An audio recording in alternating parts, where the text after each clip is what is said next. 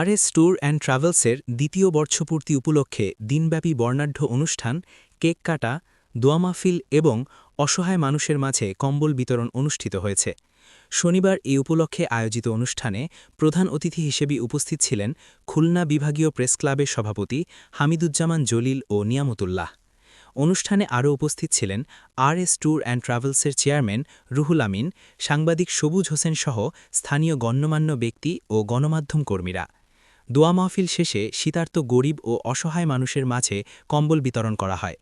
প্রতিষ্ঠানের কর্মকর্তারা জানান, RS ট্যুর অ্যান্ড ট্রাভেলস ভবিষ্যতেও সামাজিক সেবামূলক কর্মকাণ্ড অব্যাহত রাখবে। বিস্তারিত মোহাম্মদ সবুজ হোসেনের প্রতিবেদনে। ربنا يا ربنا آتي مطلوبنا ربنا يا ربنا آتي مقصودنا ربنا يا ربنا حرك بعشد عمل مدم ربنا يا ربنا تشهد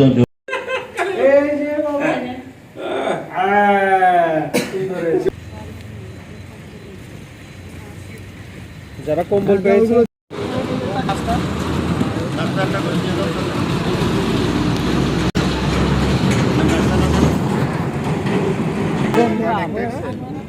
আনোয়ারা বেগম।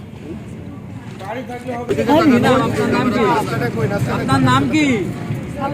সালমা বেগম। শীত প্রকৃতির নিয়মেই আসে,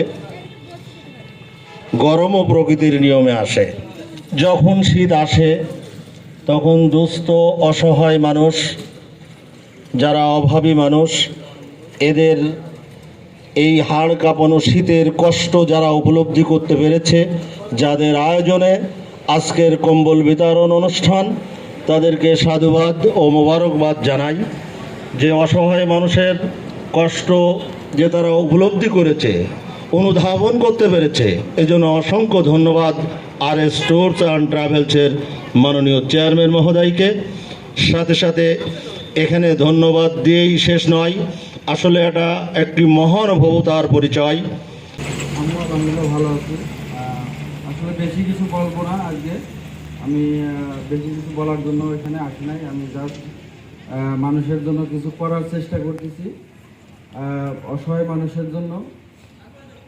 এই জন্য আমি কিছু আজকে আমার কোম্পানির পক্ষ থেকে আমি কিছু কম্বল বিতরণ করার জন্য চেষ্টা করতেছি ইনশাআল্লাহ।